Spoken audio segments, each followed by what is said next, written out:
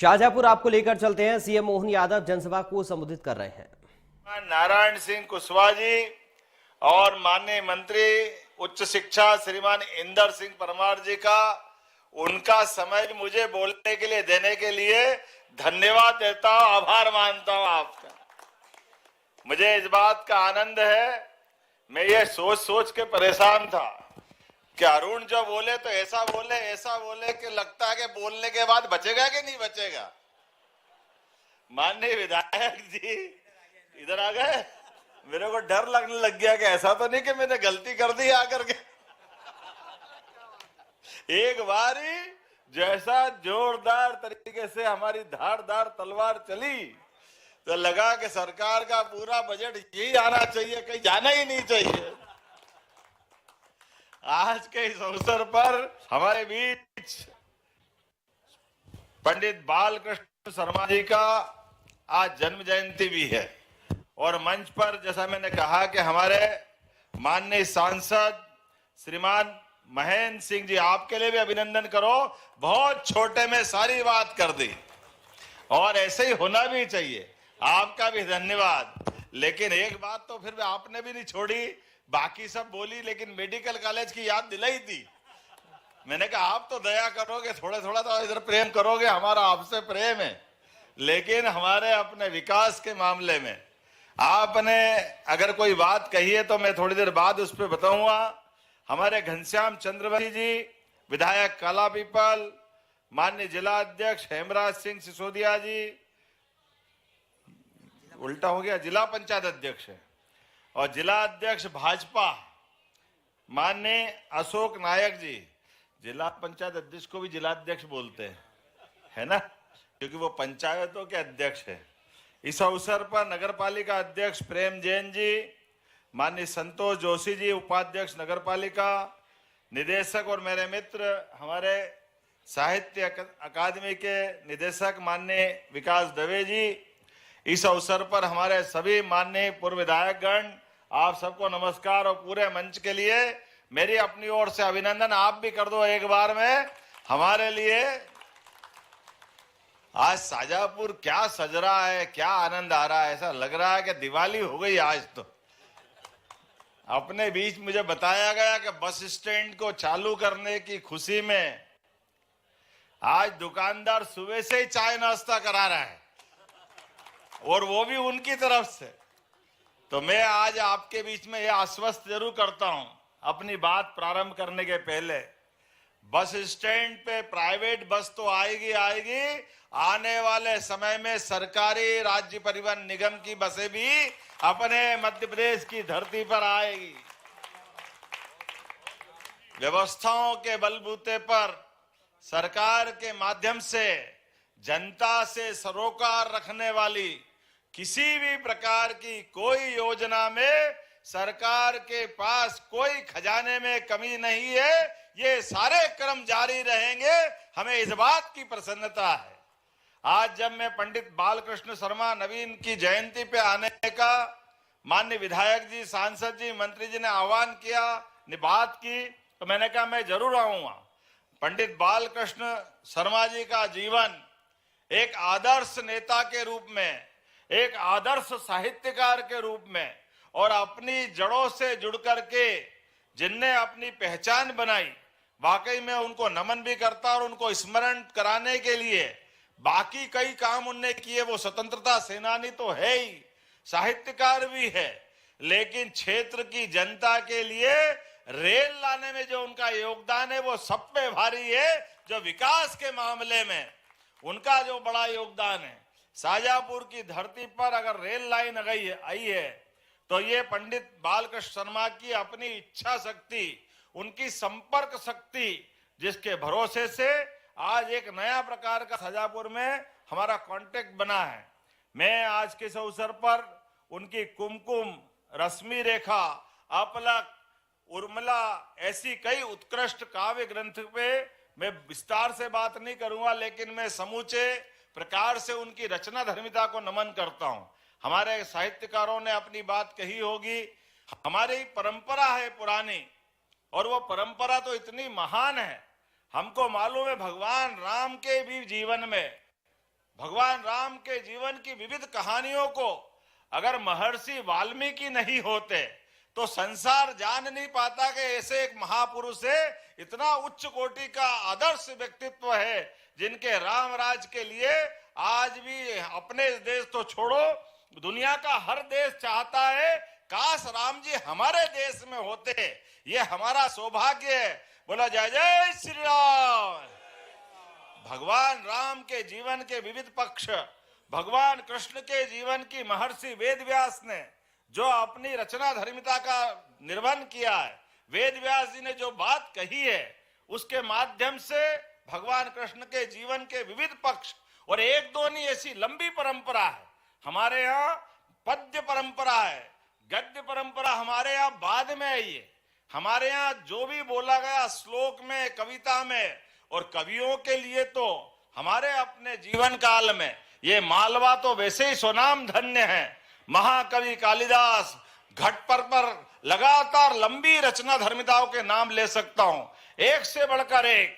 और जैसे कवि ऐसे शासकों के लिए भी, शासन की मन की भावना भी, सम्राट विक्रमादित्य, राजा भोज, कितने नाम गिनाऊं, जिसने देखो उसने इन सब प्रकार की विधाओं के लिए पूरे समाज ने सम्मान से देखा है।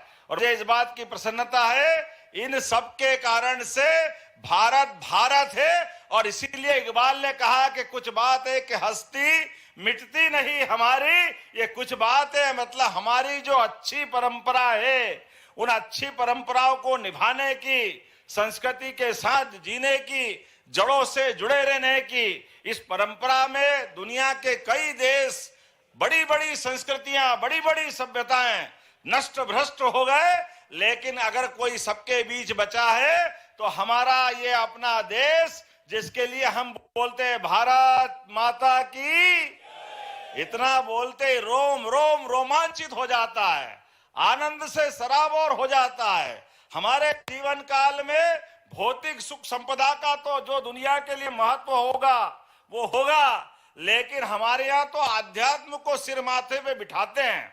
हमारे यहाँ तो आम आदमी, लंबा इतिहास है, अच्छे अच्छे राजा महाराजा सम्राट लात मार करके राज सिंहासन को समाज चेतना के लिए अपने वस्त्र भी छोड़ करके आवड़ करके संस्कृति की जय जयकार करने के लिए सदैव दिखाई देते हैं।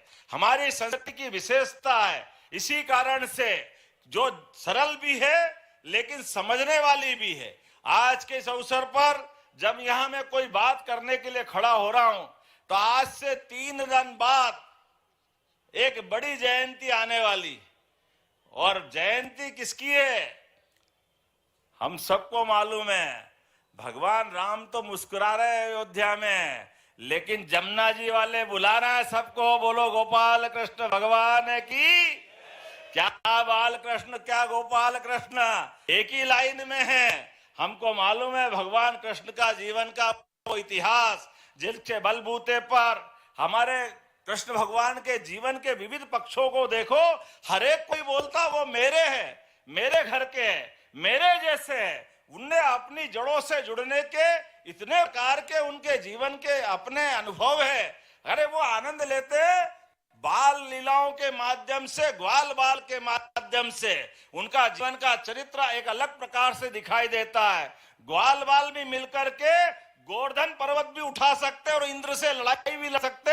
ये भगवान कृष्ण का इतिहास है, ये दुनिया के सामने अलग प्रकार से आया है। और एक बालक अपनी बाल सेना के साथ कंस जैसी शक्ति से लड़ करके उसको सत्ता से हटा करके सच्चे अर्थों में एक तरह से लोकतंत्र की स्थापना करता है, और कंस की जगह वापस महाराज उग्रसेन को बिठा करके दुनिया का ये पहला एकमात्र इतिहास है जब इतने बड़े सत्ताधीश को हटाने के बाद व्यक्ति स्वयं कुर्सी पे नहीं बैठे, स्वयं सिंहासन पे नहीं बैठे, वो अपने समाज के उस समय के मान्य बुजुर्ग को अपना सिंहासन दे करके शिक्षा की महत्ता क्या है उज्जैन आकर उनने सिद्ध किया। ये गोपाल कृष्ण की शिक्षा के प्रति अनुराग है, हमें ये बात प्रेरणा देती है कि बच्चों को पढ़ाओ लिखाओ आगे बढ़ाओ, और जो पढ़ लिख करके आगे बढ़े। भगवान कृष्ण का ये भी इतिहास है, हमारे अपने सभी देवी देवता में उपलब्ध इतिहासों के माध्यम से ये एकमात्र उनकी शिक्षा का सारा निचोड़, और वो भी घनघोर उस युद्ध के माहौल में जब लाखों सेनाएं आमने सामने खून की प्यासी हो, ऐसे में शांति का पैगाम अपनी शिक्षा के माध्यम से गीता के 18 अध्याय जो उनके मुखारविंद से मिले, दुनिया के सारे क्रांतिकारियों ने अगर अनुवर्तन किसी का किया, हमारे पवित्र ग्रंथ गीता के लिए किया। हमें इस बात का आनंद है। बोलिए गीता माता की। और इसीलिए मुझे इस बात की खुशी है, जब हमारी सरकार ने अपना शपथ ग्रहण किया तो हमने कई सारी प्राथमिकता ली है। अरे हमारे तो गली गली मोहल्ले मोहल्ले में बोलते हैं, कौन हमारे भाग्य विधाता, गीता गंगा, जरा जोर से बोलो आनंद से, कौन हमारे भाग्य विधाता। तो जब गीता गंगा गौ माता की बात करते तो आनंद में हमारे लिए ऐसा लगता है कि ये जन्म धन्य हो गया, ये आनंद छा गया। हमारी सारी व्यवस्थाओं पे हमने मूल रूप से गौ माता की बात करते 33 करोड़ देवी देवता का वास जिस माता के माध्यम से हमको मिलता है, ऐसी गौ माता से हमारी कृषि संस्कृति की धारा मजबूत होती है। हम जानते हैं इस बात के लिए, इसलिए हमने तय किया है कि पूरे प्रदेश के अंदर जगह जगह खिड़क और जो पशु के बंद करने की क्या बोलते, पिंजरा पोल, कांजी हाउस, ये शब्द खत्म कर देंगे। हम गौशाला खोल रहे हैं पूरे प्रदेश के अंदर गौ माता की व्यवस्था के लिए, और घर घर गाय पालने के लिए प्रोत्साहन देंगे। इसलिए हमने कहा गोकुल केवल उत्तर प्रदेश में नहीं है। अरे जिनके घर में गाय कुल, वो घर घर गोकुल, और जो गाय माता को पाले वो घर घर गोपाल। ये संस्कृति हमारी है। बोलो गोपाल कृष्ण भगवान की। इसलिए हमने तय किया है कि हमारे किसानों के लिए, खेती के लिए पर्याप्त पानी दे रहे, बिजली दे रहे, लेकिन किसानों की आय बढ़ाने के लिए अब हम दूध भी खरीदेंगे और दूध के ऊपर बोनस देने का काम भी हमारी सरकार के द्वारा किया जाएगा। हमारे माध्यम से दूध की मात्रा आज देश के अंदर जो 9% का हमारा योगदान है, इसको बढ़ा करके 20% ले जाएंगे। इसके पीछे भाव इतना ही है कि हमारे किसानों की आय बढ़ना चाहिए, हमारे पशुपालकों की आय बढ़ना चाहिए, और जीवन के सब क्षेत्रों में उन्नति होना चाहिए। मुझे इस बात का आनंद है, जब यहाँ मैं बात कर रहा हूं तो बहुत सारे प्रकार के भूमि पूजन लोकार्पण मुझे दिए गए। अभी तो उनकी बात ही नहीं की है। तो आज बताओ, अपने इसी शाजापुर में 50 करोड़ 2 लाख से अधिक के 24 प्रकार के निर्माण कार्यों का लोकार्पण और भूमि पूजन किया। जोरदार अभिनंदन करो सरकार के कामों का। लोकार्पण 22 करोड़ के कामों का हुआ है, जिसमें 7 करोड़ का ये बस स्टैंड। जोरदार अभिनंदन करो। आपने नाम क्या दिया है? स्वर्गीय चांदमल जी राम। जोरदार अभिनंदन करो नए बस स्टैंड के लोकार्पण का। इस अवसर पर यहां से बसों की सुविधा के माध्यम से कई प्रकार की हमारी व्यापारिक गतिविधियां भी, 37 दुकान प्रथम तल पर, 38 दुकान नीचे के तल पर के व्यापार व्यवसाय को बढ़ाने के लिए इसमें काम होगा। मक्सी में पिछली बार आया था तो टप्पा की उप तहसील का लोकार्पण हमने किया, लेकिन मक्सी को तहसील बनाने की घोषणा कर दी है। जोरदार अभिनंदन करो। आप जरा, हमको लगे तो सही आगे बोलूं, नहीं तो ऐसा लग रहा है सत्यनारायण की कथा सुना रहा हूं। थोड़ा थोड़ा तो आनंद आएगा। मैं बता देना कि आप भी बैठे हो, नहीं तो मालूम पड़ा कि ही बोलता रहूंगा। आज काला पीपल में प्रधानमंत्री आयुष योजना के अंतर्गत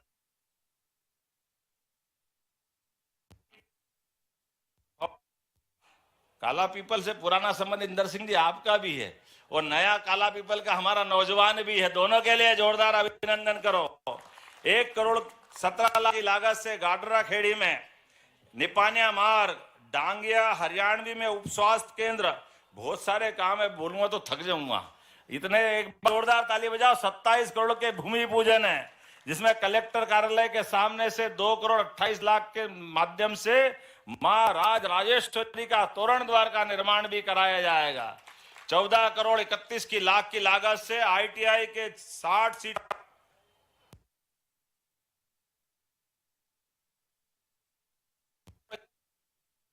केजड़िया स्टाफ डैम बैराज का निर्माण, बहुत सारे काम। एक बार जोरदार अभिनंदन।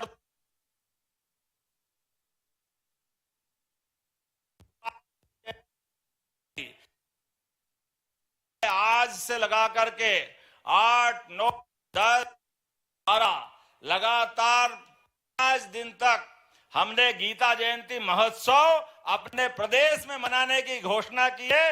यह हमारी सरकार है। हम गीता जी के अंदर कर्मवाद की शिक्षा को लेकर के जो उसकी अच्छाइयां छिपी है वो सबके बीच में ला रहा है। और इतने लिए जो द्वारका का महत्व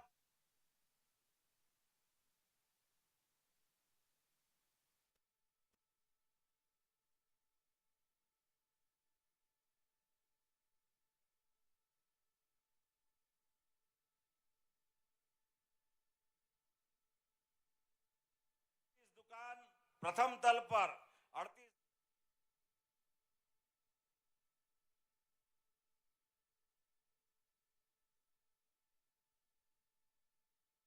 आया था तो टप्पा की उप तहसील का लोकार्पण हमने किया, लेकिन मक्सी को तहसील बनाने की घोषणा कर दी है।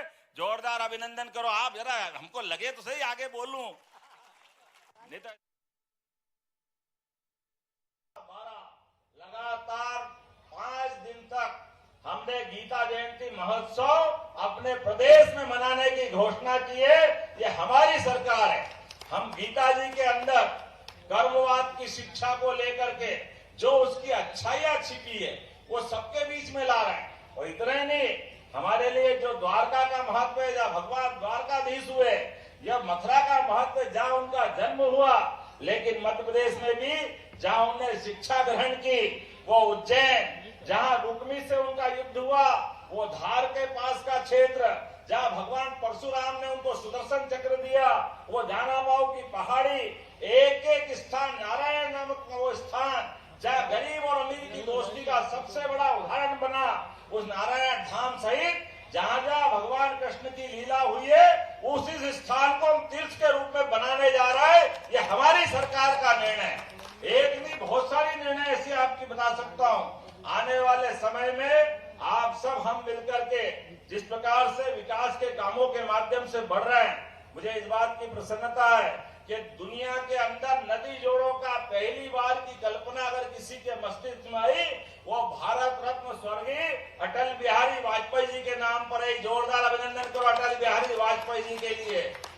जब नवीन जी की बात कर रहे हैं तो रचना धर्मिता में अटल जी का नाम भी कम नहीं है। उनका जीवन काल अलग अलग प्रकार से जाना जाएगा, लेकिन उनने जो कल्पना की है कि नदी से नदी जोड़ करके भी जल राशि पीने के लिए, सिंचाई के लिए दी जा सकती है, तो जोरदार अभिनंदन माननीय नरेंद्र मोदी जी के लिए भी जोरदार तालियां बजाइए, जिनके माध्यम से हमारे प्रदेश को केन बेतवा नदी जोड़ों की बड़ी सौगात हमको मिली है। 1 लाख करोड़ रुपया मध्य प्रदेश और उत्तर प्रदेश सरकार को मिलाकर समूचे बुंदेलखंड की धरती को हरा भरा करने के लिए माननीय मोदी जी ने वो योजना मंजूर की।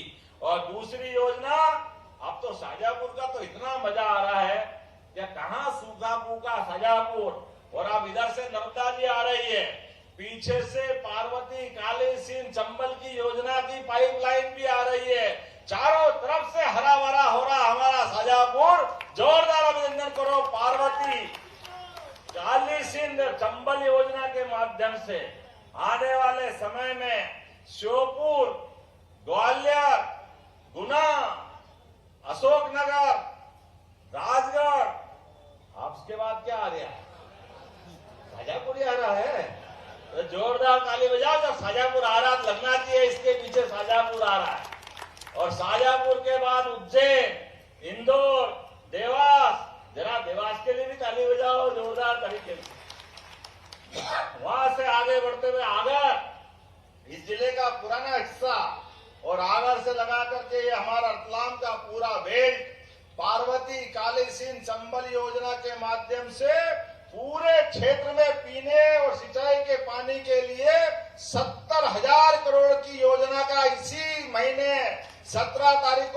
पूजन हो रहा है। जोरदार अभिनंदन करो माननीय नरेंद्र मोदी जी का, जिनके माध्यम से ये सौगात मिल रही है। जल की 2 बूंद मिल जाए तो जीवन मिल जाता है, लेकिन केवल पीने का नहीं, हमारे खेतों में मिल जाए तो मालवा के किसान तो वैसे भी इतने मजबूत हैं, अपनी मेहनत, अपनी निष्ठा, अपनी भावना के लिए जाने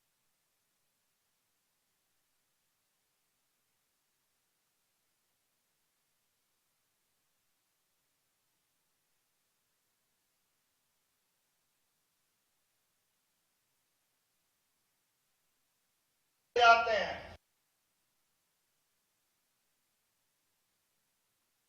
मालवा केवल नाम का नहीं है, मालवा मतलब माल वालों का स्थान, और ये माल वालों का स्थान अपनी मेहनत से आता है, इसलिए सरलता नहीं होती है। अपनी 1 फसल 2 फसल अब तो 3-3 फसल करते हैं अपने लिए, माता के लिए लगता है कि अपने बेटों को दुलार दिलाने का इससे बढ़िया मौका कौन सा होगा। तो हमारे समूचे मालवा के लिए वो पुरानी कहावत, जब क्या कहते थे, मालव धरती गहन गंभीर, डग डग रोटी पग पग नीर। तो जोरदार अभिनंदन मचाओ अपनी इस पुरानी कहावत को चरितार्थ करने के लिए। आधुनिक समय के भागीरथ यशस्वी प्रधानमंत्री नरेंद्र मोदी जी के माध्यम से ये जो सौगातें मिलती जा रही है, और अब तो मैं बहुत सारी बात बोल सकता था, लेकिन थोड़ी समय की कमी पड़ रही है। मुझे जाना है, दिल्ली के लिए उड़ना है, सिम्हस्थ आ रहा है, तो हमने उज्जैन में भी सब प्रकार के आपके मंदिर के कई आपने मुझे प्रस्ताव दिलाए कि इन पे कुछ निर्माण कार्य करना, उन पे निर्माण कार्य कराना। और मुझे और आनंद तो तब आ रहा है जब हमने अपने इस मध्य प्रदेश के अंदर जब सरकार बनाई, तो हमारे अपने सरकार जब भाजपा की 2004-05 में आई, तो उस समय केवल 5 मेडिकल कॉलेज पुरानी सरकार के समय मिले थे, लेकिन आज की स्थिति में 30 मेडिकल कॉलेज चल रहे हैं अपने मध्य प्रदेश की धरती पर। और 30 मेडिकल कॉलेज के बाद 8 निर्माणाधीन है और 14 टेंडर लगने वाले हैं। उसमें से शाजापुर को भी मेडिकल कॉलेज मिलेगा, इस बात की मैं यहाँ घोषणा करता हूँ। जब आप परमात्मा की दया है, वाह, जब आनंद आ रहा तो फटाके भी छूट रहे हैं। जोरदार ताली बजाकर अपने इस आनंद में आप भी भागीरथ बन के सम्मिलित होइए। मेडिकल कॉलेज के लिए शाजापुर जिले में हमारा अगला मेडिकल कॉलेज खुलेगा तो शाजापुर की धरती पे खुलेगा। और आनंद आधा दिया और आधा बजाओ जोर से ताली।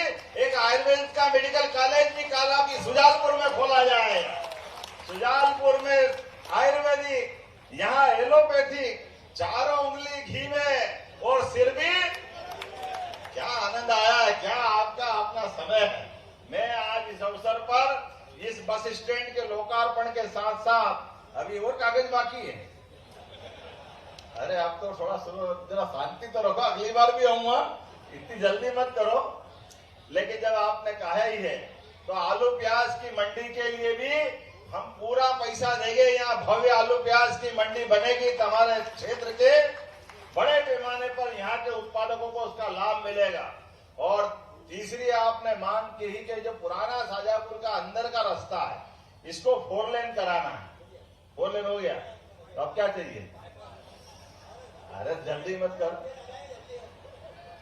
मैं आपके इस बाईपास को दिल्ली पहुंचाने का प्रयास करूंगा जिसके माध्यम से इसकी भी धनराशि मिले।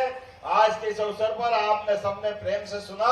पुनः आप सबका वंदन अभिनंदन। बोले भारत माता की, भारत माता की। बहुत बहुत धन्यवाद। धन्यवाद, धन्यवाद माननीय मुख्यमंत्री जी। और अब मैं हितग्राहियों के लिए हितग्राहियों को आमंत्रित करता हूं कि कृपया माननीय मुख्यमंत्री जी के कर कमलों से कुछ योजनाओं में कृपया आप सभी अपने स्थान पे बैठ जाए। सब बैठ जाइए, आप अपने स्थान पे बैठ जाए। पदाधिकारी मैं आमंत्रित कर रहा हूं मध्य प्रदेश एमएसई प्रोत्साहन योजना में श्रीमती मंजू पारेख, पत्नी श्री ऋषि पारेख।